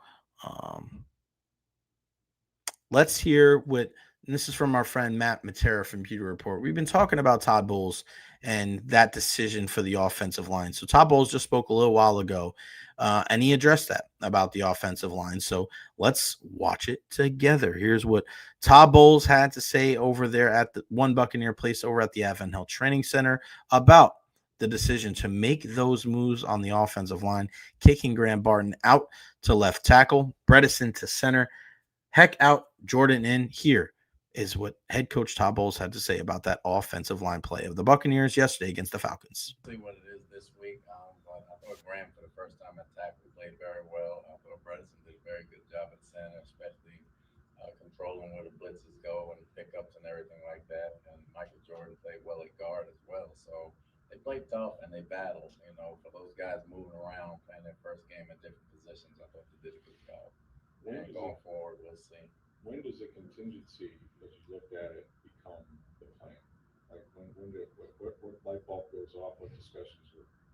Well, when we gave him a couple reps out there, at first we were doing it out of emergency. Like, hey, he looks pretty good out there, and then Ben looked pretty good at center, and then we just started messing with it a little bit. And the more we saw it, the more it started coming into focus. And when I first asked him to do it, I just said in case of emergency. So he took a few reps here and there. Then it got to kind of be kind of an emergency, and he started looking better and better. And he was firing off the ball in the run game. It was like, hey, we might be more physical with Graham at tackle and Ben at center, and with Jordan at guard because he had a good preseason. So. And nobody really wanted to say it. And it's like, hey, we probably need to do this. And then it kind of came to fruition.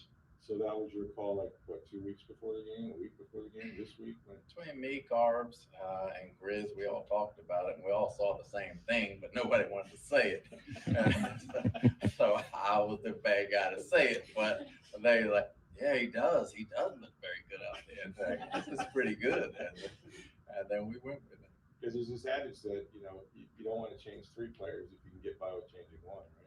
Yeah, that's all we wanted to do. We weren't trying to do it. It started out as an emergency, but it started looking better and better, and then it just came like we probably need to roll with this. It gives us our best chance to win.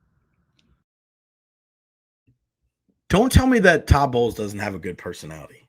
I mean, I love listening to that guy talk. I know he's mild-mannered and he's often stoic on the sidelines, and he may keep things close to the vest, but that was really good stuff right there. And shout out to Matt Matera from Pewter Report for putting that out there on social media. But yeah, I love that.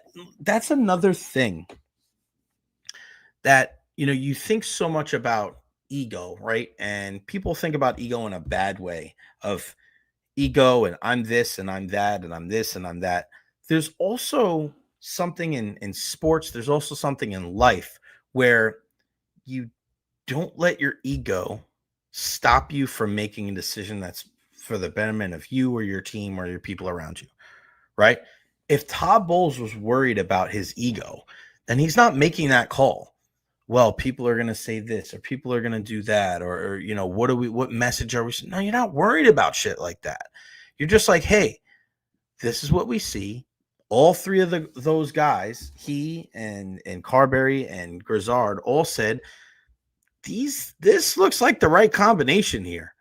Who cares if it's not traditional? Who cares if it's not one of those things that people understand? That's not what it's about. It's not about that. Who cares? Who cares what other people think? Go out there and do what's best. Go out there and put your best foot forward. You're trying to win football games. They're not going to look back and be like, oh, wow, what an idiot. Like you could, but those people's opinions don't matter. Doesn't matter. I love it, man. I think it's really, really cool that that's where we're at with Todd Bowles and the Buccaneers. You got to turn those up, bro. You got to turn the audio all the way up. I know some people can hear it. It's tough because Todd Bowles is pretty mild-mannered, but I try to turn him up as high as I can. I turn my microphone off, so I do what I got to do to try to make it better for you guys. Apologize for that, David. Hopefully we can make some adjustments for you going forward. So, yeah, Buccaneers and Bulls, it's a beautiful thing. Seeing what the quarterbacks can do. I mean, you look at what Baker and Byram, and we have 2 quarterbacks here that play at Raymond James Stadium. And 2 guys that lead, on the field, off the field. They throw the football, they run the football. And now we're really seeing the identity of these 2 teams take shape under their head coach and their quarterback. It's not going to change. It's not. Todd Bowles and his just diligence and doing things the right way, being a consummate professional, trusting his guys, and then Baker playing like his hair's on fire. It's such a good balance. I mean, you want to get deep into the yin and yang stuff, and there's a truth to that, right? There is a truth to that about the balance and the peace and the zen, right? I'm not going to go too deep, but there's a reason why people believe in that kind of stuff.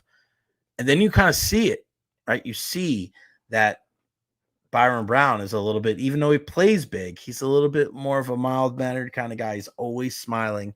And then here's Alex Golesh with, the attention to detail, the not believing in moral victories, the not believing in silver linings, the, hey, we deserve better. We should be better in situations like this.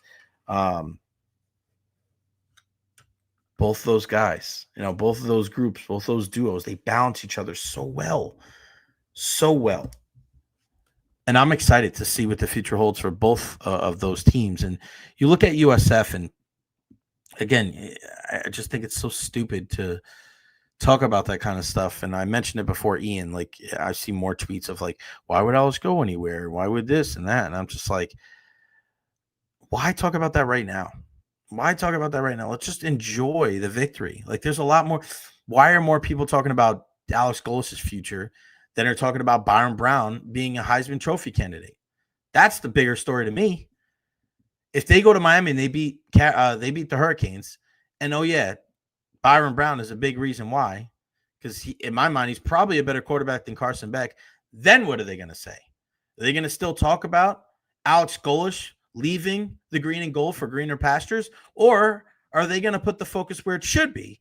And that's on the players and what they're doing right now, and the coaching staff and the community and everybody here in the Tampa Bay area. Byron Brown's numbers, I said it last week. I didn't say it on Friday, damn it. But his numbers a couple years ago were matched and beaten by only Jaden Daniels when you're combining passing yards and rushing yards. Now he's healthy. He's bigger. It's year 3 in Alex Golesh's system. It's year 3 with Alex Golesh here. And now he's making the most of it. And the discussions that we see when it comes to futures of coaches, holy shit, man. I love sports, but I hate the way it's covered. I hate it.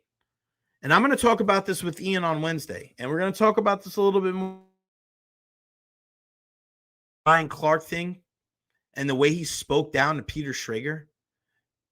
You as a non-player, in so many words. And shout out to Kyle Brandt, Peter Schrager's former tag team partner on Good Morning Football on the NFL Network, sticking up for non-players everywhere. I've been saying this for a long time.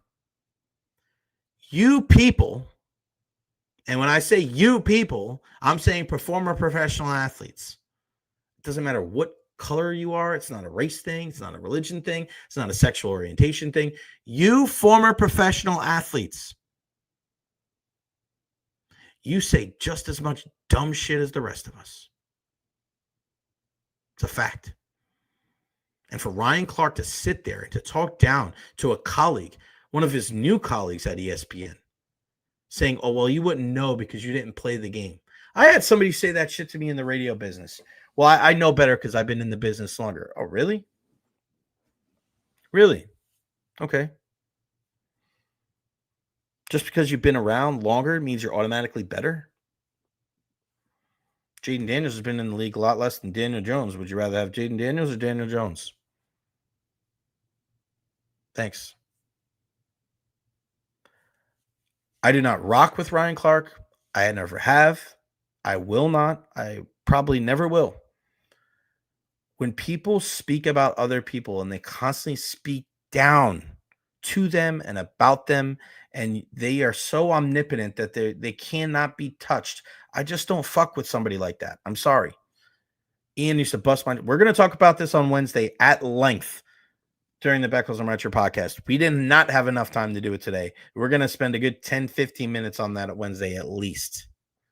And if you're just joining us, there was a discussion about players, I forgot what the exact topic was, but Peter Schrager was just giving an alternative opinion. He wasn't necessarily saying, it wasn't those discussions where he's talking about the NFL from an experience standpoint.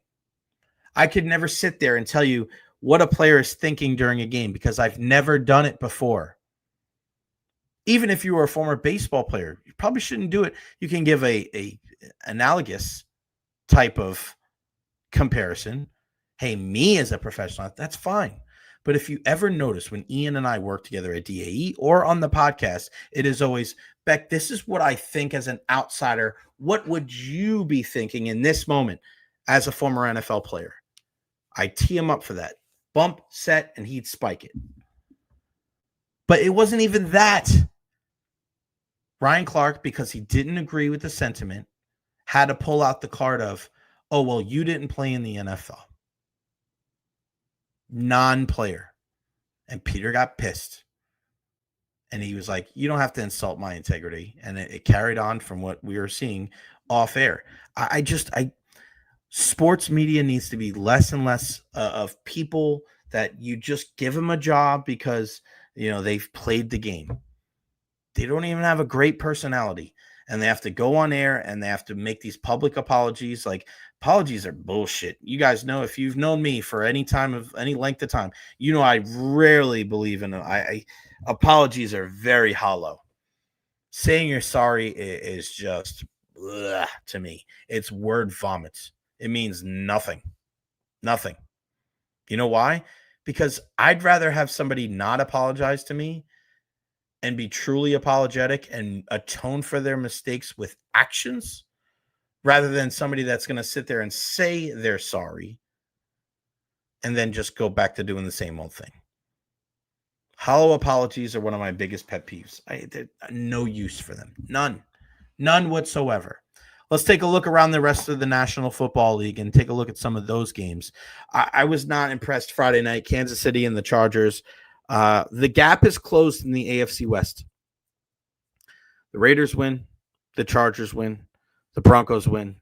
I mean, the Chiefs, you can't get into a situation if you're the Chiefs of like, yeah, we're just going to kind of slow dip our toe in the water in the season. You got to be ready to go. You have to be ready to go. Arizona and New Orleans, I look at the Cardinals and they win that game. All the other NFC South teams lost, which is great from the Bucs. But I don't come away from that game going, wow, I'm so shocked. I'm so shocked Arizona's so much better. A win's a win, right? Going on the road, playing in New Orleans, which can be in hostile environments. So, hey, you tip your hat. They're 1-0. That's where they want to be. Miami and Indianapolis with the Colts winning 33-8. Daniel Jones didn't look too bad. He didn't look too bad, but the story of this game is Miami. 2 is 14 for 23, 114 yards, a touchdown, 2 interceptions. You saw Zach Wilson at the end of the game. Tyreek Hill and Jalen Waddle combined for 8 catches for 70 yards. It's over. It's over. And if I'm a team out there and I'm looking for a linebacker that's going to help me, I am going to be giving them a call to go get Jordan Brooks. He was a line-to-line linebacker in Seattle. That guy, he's going to, if he stays on this projection, he's going to finish with 135 tackles this year. He's an absolute monster. A monster, as Booker T would say. But Miami's done. They are done. That whole thing, that experiment, they're done. They're going to tear it all down, bring it back up. They are a bottom 5 team in the NFL. I truly believe that. I'm trading Tyreek Hill. I'm trading everybody. Trade them all. Trade them all and start anew. You're not anywhere close to Buffalo. You didn't look as good as the Jets. The Patriots are, at least they have the right guy at the helm. They have the right quarterback. I mean, they're just miles off of it. They're miles off of it. I don't think that, it's not looking good for y'all. Raiders win 20-13. Those are two teams. It's going to take some time. Pretty Tom Brady's team against Teddy Bruschi's team. How about this game yesterday? It's one of the best games of the day. Steelers 34, Jets 32. Rodgers looked pretty damn good, didn't he? And I forgot who said it online, but Aaron Rodgers acting like he was wrong by the Jets. They gave that guy everything he wanted. Aaron Glenn wanted to go in a different direction because he wanted to start anew. You didn't want a 40-year-old quarterback there. I don't think there's anything wrong with that. I don't see the reason why Aaron Rodgers would be all butthurt and bent out of shape. Like, you had your offensive coordinator that you wanted, you had your wide receivers that you wanted, and you got hurt, and then you just didn't do the job the second year. So I don't know. It's very strange. Very strange to me. But Aaron Rodgers is Aaron Rodgers. He's good. That's what players do, right? Players find motivation, even if it doesn't make sense to you. It only has to make sense to them. If they can use that as a driving force to, whether it's get prepared or get fired up for games, like, who are we to say anything else? But again, I think both those teams are mediocre at best. The Giants and the Commanders yesterday. I mean, if this is how it's going to be for the Giants, just put Jackson Dart in. Just have him learn. The offensive line is what it is. Russell had 20 incompletions yesterday, 17 for 37 with 168 yards. Wasn't the cleanest game from the Commanders either. Ja'Cory Krosky, if you're one of those guys that didn't draft him and he's still out there on your waiver wire, he better not be. And I've got Deebo Samuel on my fantasy team, though. That worked out really well for me. I just don't know what to say with the Giants. Who's going to get fired first, Brian Dable or Mike McDaniel? Because it's a race. You got talent. It's weird looking at this Giants team again and thinking that they're not good enough. And the offensive line, a lot of it stems from that. I get that. But when you look at, you have guys like Malik Neighbors, and I like Wan'Dale Robinson. He's in another offense, he'd be dynamic. If Wan'Dale Robinson was with Kansas City, he'd be a 1,000-yard receiver. Tyrone Tracy's not a bad running back. You have Okereke and Holland and Adebo and Burns, Newman, Phillips. Abdul Carter, Dexter Lawrence, Kayvon Thibodeau. Like, you got really good players. But your coach and your quarterback, if you don't get that right, guys, it does not matter. 26-10 win for Liam Cohen in his debut for the Jaguars. They beat the Carolina Panthers. I was listening to Luke Easterling. I didn't play Travis Etienne Jr. because I had Bucky and Saquon Barkley, so I think it's okay. But that offense, I mean, it looks like it'll take a little time, but, man, it makes a lot of respect. Ted McMillan, 5 catches for 68 yards in his first game with Bryce Young, who didn't look great. Brenton Strange, that's the guy. Go pick him up right now if you have George Kittle like I did. 4 catches, 59 yards. I think he'll be involved more in that lineup for the Jaguars as time goes by. San Francisco with a win, 17-13. Great for the Bengals, a 1-point win over the Browns. They need to get off to a hot start. Not the same thing as we've seen the last couple of years with them. Denver, as I mentioned, 20-12 in that winning there. Looks like it's raining, pouring at the park. And then the Rams with a 14-9 win over the Texans. That's the next opponent for our Buccaneers. And then Green Bay with a dominant 27-13 win over the Lions. Guys, I just don't see it when it comes to the Lions. I don't. It's rough. It's rough because 2 new coordinators. They lost a guy on defense yesterday. Goff is now 30. I think they're still going to make the playoffs. I just think all year long it's going to be a struggle. And then the last game, when you look at it, Baltimore and Buffalo, 41-40 on a late kick. I mean, we're looking. Could that be a preview of the AFC Championship game? Could be.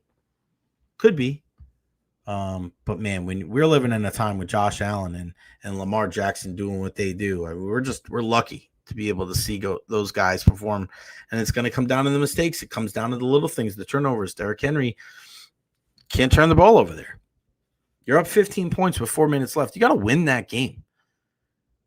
That's the difference. And that's why people have pause with a guy like Lamar Jackson. Now, there could be ulterior motives. I understand that. We've addressed that in the past. But for me, I look at it and I go, those are the times you got to come up big. Those are the times you have to show, all right, it's on me. It's on me. We got to go get a first down. Running, throwing. We saw it a couple of years ago against Kansas City where you're just like, I got to prove that I can do it with my arm. I'm not just a guy that runs around, blah, blah, blah. I mean, all right. But, dude, like, regardless of what happens, like, you got to make the right play. And I still think he has trouble navigating through that in big games over the course of the season. And we see that in every sport. The Yankees going to be really a World Series contender. After what they did against Houston and Toronto, I think a lot of people look at it and go, maybe, right? But they also beat up on a lot of bad teams. They beat up on a lot of these teams that you're not going to see in the postseason.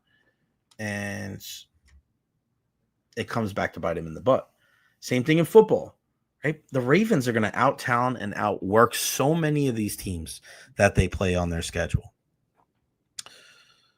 But when it comes down to it, when it comes down to the end of the season and you got to make one play, they haven't done it. And until they do it, like they haven't even gotten to a Super Bowl.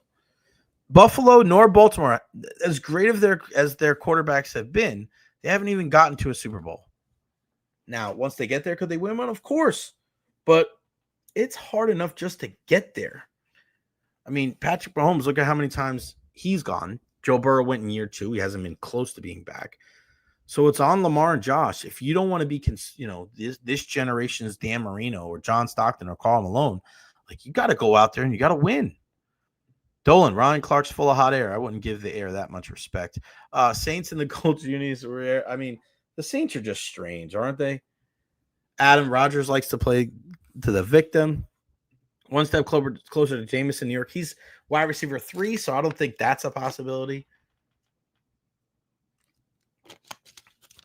Adam asked the question, would you stick with McLaurin after Sunday or go with Pittman Jr.?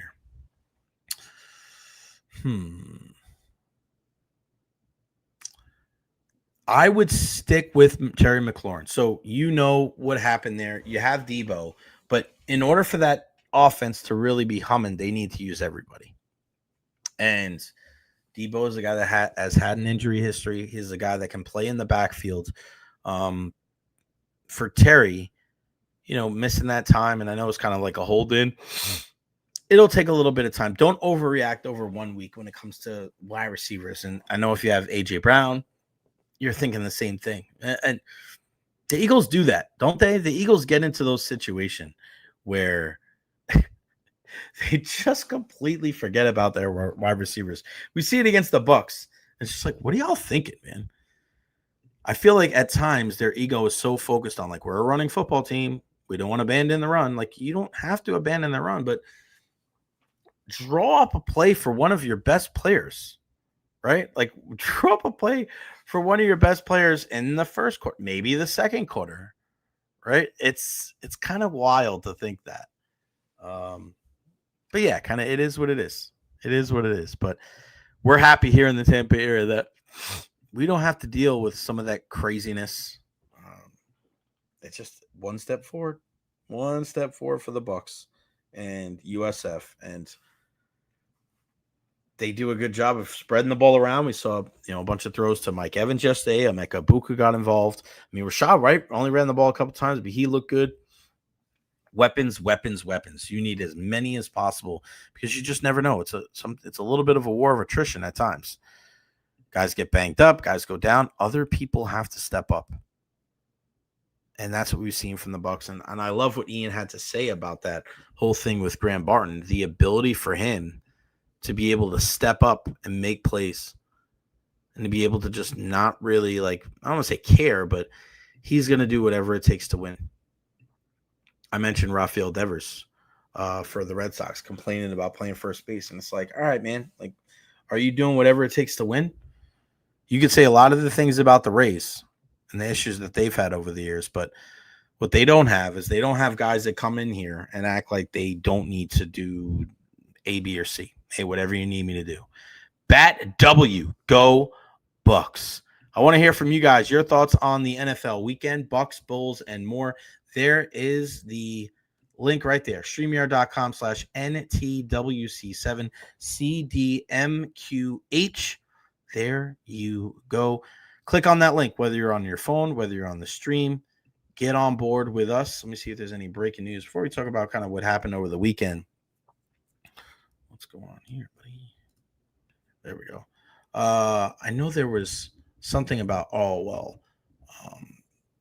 Bill Belichick, who got his first win. He not allowed with New England. Those guys aren't allowed there in North Carolina. And Mike Vrabel said, Belichick's welcome here. And that's just petty stuff. Again, that's not winning.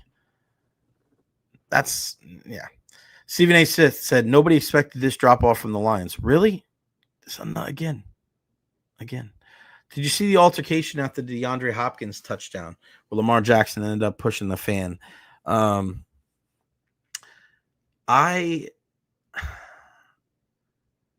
I look at interactions between the fans and the players, and I know you pay a lot of money for those tickets. I've seen it, but the fact that these people can think that they can say or do whatever they want is just flat out wrong. And I feel like there's like a special place in sports hell for fans like that feel like they can just say and do whatever they want. And yes, as a professional athlete, it's your job to do your best when it comes to ignore that kind of stuff. But these guys are only human and they're only going to get pushed so far. And words are one thing, but when you put your hands on somebody, I mean, to be fair, if you're on the road, don't go over there.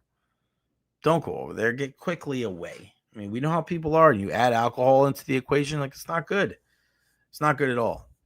What else isn't good is what happened on the pitch over the weekend. Unfortunately for our guys, it's a tough one there. Tough one for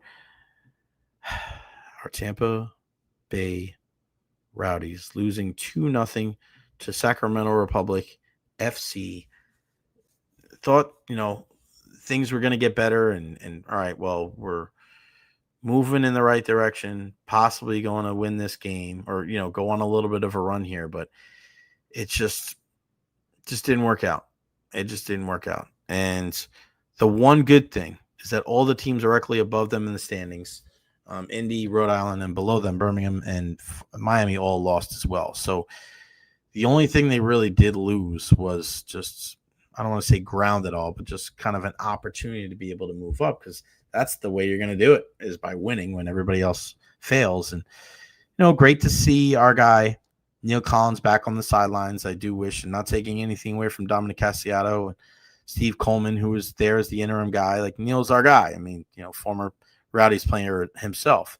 So as we stand, the Rowdies are sitting at 21 points. They are 5 points behind the Indy 11 for that final spot in the Eastern Conference. They have 7 games left. The Rowdies have 8 games left. So if they can win that game in hand that they have, they'll be 2 points behind. But they're going to probably have to win 7 of 8 to have a chance to make the playoffs. It's crazy how this is how the season has gone for our Rowdies. It just doesn't feel right. It doesn't feel right. It doesn't feel like this is the team that we've gotten used to over the years, and they're perennially at the top of the Eastern Conference standings. It's just tough, man. Very, very tough. When it comes to our Tampa-based Sun, of course, we got to show them some love as well. What happened here? Hold on, folks. Some issues here. What the heck happened? Hold on, computer bugging out.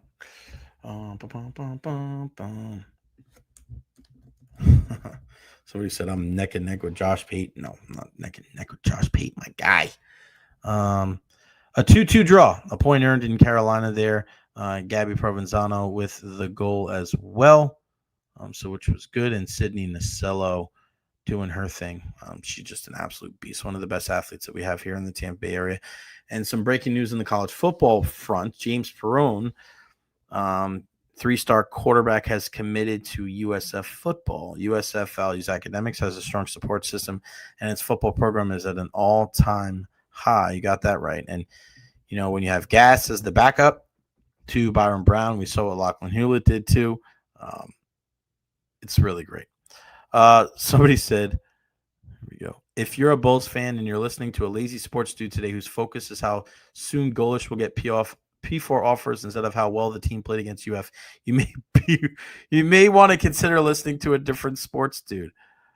I like that. Who I want to. Who is this? I'm typing in. Who is this? Lazy dude. Can you?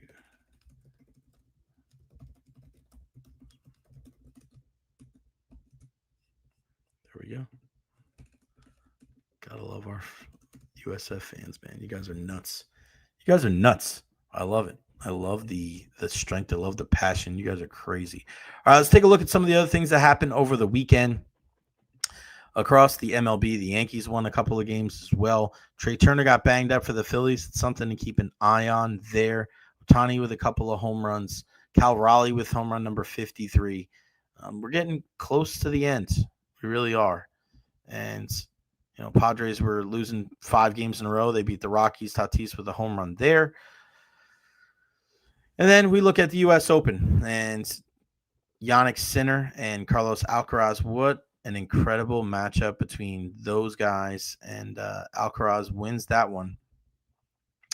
Another U.S. Open title. I mean, it's just really those two guys over everybody else. 6th major for him. 6th Grand Slam title. Aryna Sabalenka captures her 100th major match victory with a win once again at the U.S. Open, beating Anna Samova.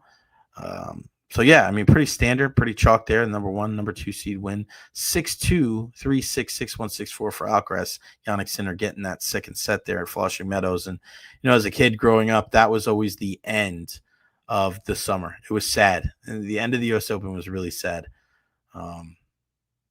because you're just like, damn, man, like now we got to go to school.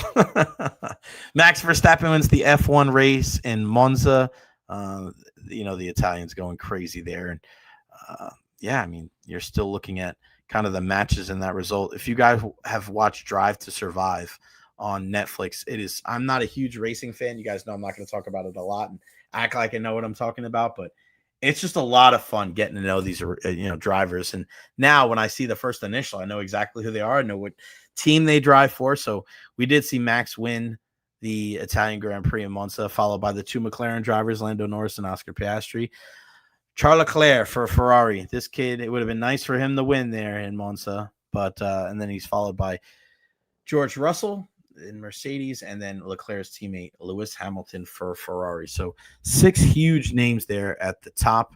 Looking at the standings right now when it comes to F1, at the top spot, Oscar Piastri with 324 points. Lando Norris's teammate at 293, Max Verstappen at 230, Russell with 194, and Charles Leclerc 5th at 163. When it comes to the constructors, the teams, McLaren blowing everybody out, 617 points. The team closest to them, Ferrari, at 280. So yeah, really, really good stuff. That Tally Bull, who he said, not you, brother, would rather not identify the lazy dude, but if you listen to lots of Tampa Bay sports talk, you know who it is. Well, there you go. I won't even try to figure out who the hell it is, because I don't want. Do I know who it is? Yeah, maybe. Hockey's coming too, baby. I can't wait for the next couple of weeks for hockey to get rolling.